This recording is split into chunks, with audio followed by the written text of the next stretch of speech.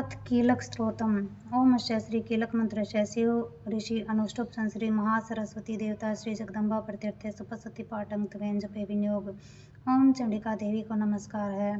मार्कंडेय जी कहते हैं, विशुद्ध ज्ञान ही जिनका शरीर है, 3 वेद ही जिनके 3 दिव्य नेत्र है, जो कल्याण प्राप्ति के लिए हैं और अपने मस्तक पर अर्धचंद्र का मुकुट धारण करते हैं, उन भगवान शिव जी को नमस्कार है। मंत्रों का जो अभिकीलक है, अर्थात मंत्रों की सिद्धि में विघ्न उपस्थित करने वाली शाप रूपी कीलक का जो निवारण करने वाला है, उस सपत्सती स्रोत को संपूर्ण रूप से जानना चाहिए और जानकर उसकी उपासना करनी चाहिए। यद्यपि सपत्सती के अन्य मंत्रों के जप में जो भी निरंतर लगा रहता है, वह भी कल्याण का भागी होता है।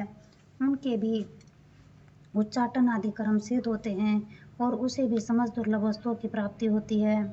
तथापि जो अन्य मंत्रों का जप न करके केवल इस सपत्सती नामक स्रोत से ही देवी की स्तुति करते हैं, उन्हें स्तुति मात्र से सच्चिदानंद स्वरूपिणी देवी सिद्ध हो जाती है। उन्हें अपने कार्य की सिद्धि के लिए मंत्र, औषधि तथा अन्य किसी साधन के उपयोग की आवश्यकता नहीं रहती। बिना जप के ही उनके उच्चाटन आदि समस्त आभिचारिक कर्म सिद्ध हो जाते हैं। इतना ही नहीं, उनकी संपूर्ण अभीष्ट वस्तुएं भी सिद्ध होती हैं। लोगों के मन में ये शंका थी कि जब केवल सपत्सती की उपासना से अथवा सपत्सती को छोड़कर अन्य मंत्रों की उपासना से भी समान रूप से सब कार्य सिद्ध होते हैं, तब इनमें श्रेष्ठ कौन सा साधन है। लोगों की इस शंका को सामने रखकर भगवान शंकर ने अपने पास आए हुए जिज्ञासु को समझाया कि यह सपत्सती नामक संपूर्ण स्रोत ही सर्वश्रेष्ठ और कल्याणमय है।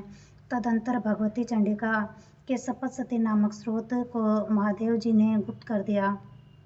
सपत्सती के पाठ से जो पुण्य प्राप्त होता है, उसकी कभी भी समाप्ति नहीं होती, किंतु अन्य मंत्रों के उपजन्य पुण्य की समाप्ति हो जाती है।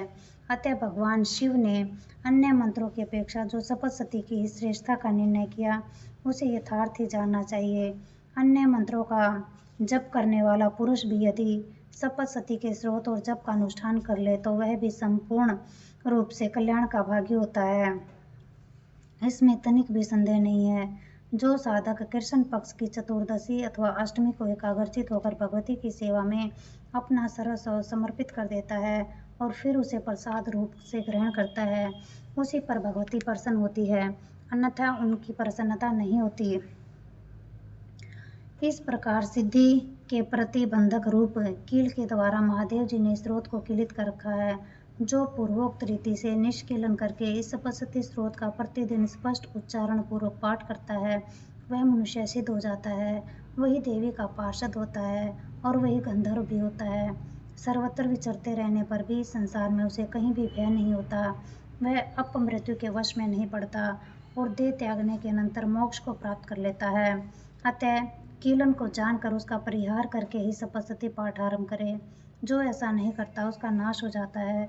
इसलिए कीलक और निष्कीलन का ज्ञान प्राप्त करने पर ही यह स्रोत निर्दोष होता है और विद्वान पुरुष इस निर्दोष स्रोत का ही पाठ आरंभ करते हैं।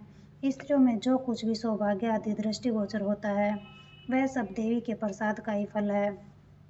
अतः इस कल्याण में स्रोत का सदा जप कराना चाहिए। इस स्रोत का मंद स्वर से पाठ करने पर स्वल्प फल की प्राप्ति होती है और उच्च स्वर के पाठ करने पर पूर्ण फल की सिद्धि होती है। अतः उच्च स्वर से ही इसका पाठ आरंभ करना चाहिए। जिनके प्रसाद से ऐश्वर्य, सौभाग्य, आरोग्य, संपत्ति, शत्रुनाश तथा परम मोक्ष की भी सिद्धि होती है, उस कल्याणमयी जगदम्बा की स्तुति मनुष्य क्यों नहीं करते। इति भगवत्या कीलक स्रोत समापम। जय माँ दुर्गे, जय माँ दुर्गे, जय माँ दुर्गे।